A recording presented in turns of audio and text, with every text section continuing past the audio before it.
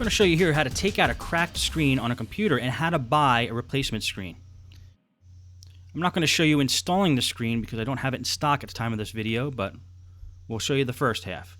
Now what I'm doing is pulling out the little rubber pieces on the screen. That's where the screws are hidden behind. That's how you get the screen out. Pull out those rubber pieces. Some of the rubber pieces may not have screws behind them, but it's best to check anyway. And this Acer has, I believe, 4 screws holding it in.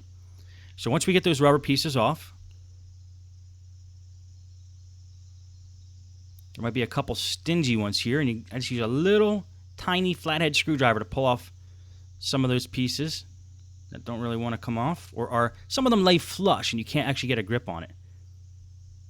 This one actually has more than 4. It might have 6 screws holding it in.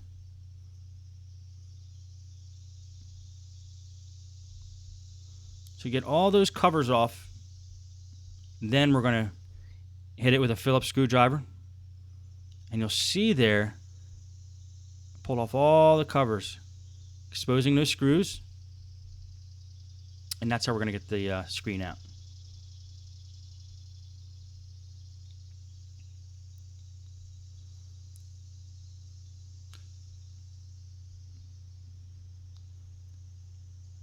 It's a good idea, if you can help it, to not angle your screwdriver towards the screen in case it slips. Your screwdriver might scratch the screen.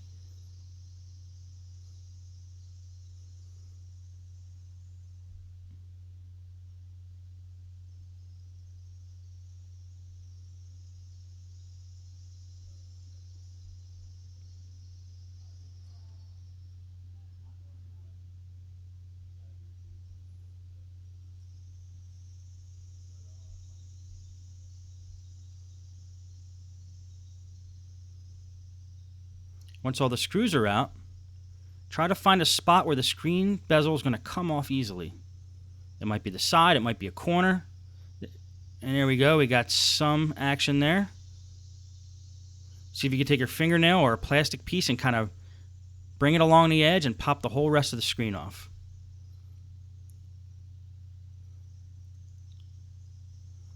Be careful, sometimes the screen is actually stuck, or the bezel stuck to the screen with some kind of glue or tape. That came off fairly easily though. Let's put our little tiny screwdriver back. Just take a look here and see the best way to attack getting this screen out.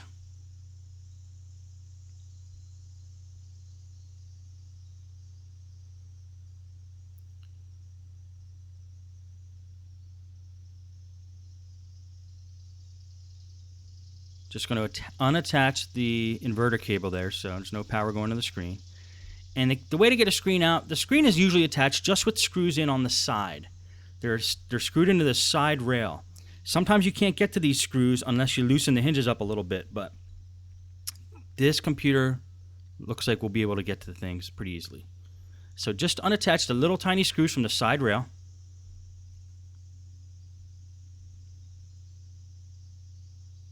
Be nice to have a magnetic screwdriver here. Little tiny screws. If they fall on the desk, they could bounce away fairly easily.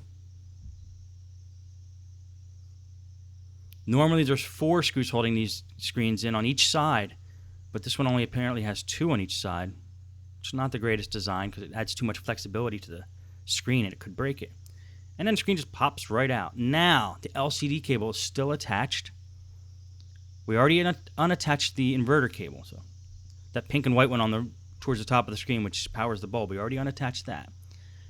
So if it looks like it's not going to come out that easy, we could just get the inverter out, which is what I'm unscrewing now, the screws that hold the inverter in.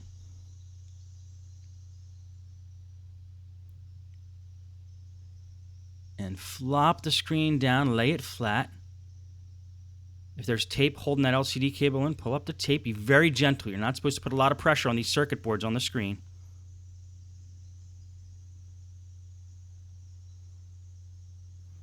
Okay, expose the LED cable and the connector. Okay, got the tape off there.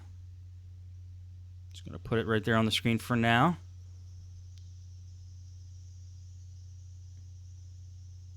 I'm going to get this tape off too, just so we have some give here on the LCD cable. We don't want to damage the LCD cable. The screen we kind of care less about right now, actually. LCD cable has like 30 or 40 little tiny wires in it. We don't want to mess up.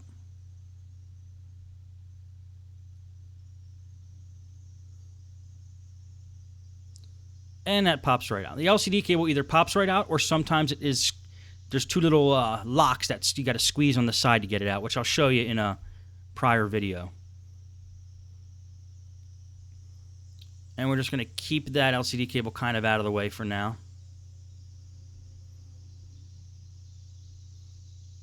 We're going to close this up, wait for the new screen to come in. I'm going to show you how to order a replacement screen on eBay. You see it's cracked, so let's get a new screen in there.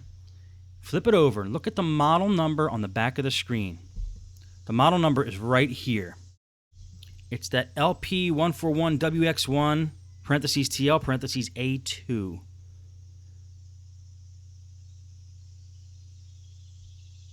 Right there. Now, we hop on eBay and we type in that exact model number. LP141WX1. I type in the TL and I type in the A2. You want to get the exact screen if possible. And there are screens with that TL and A2. There's 25 screens for that.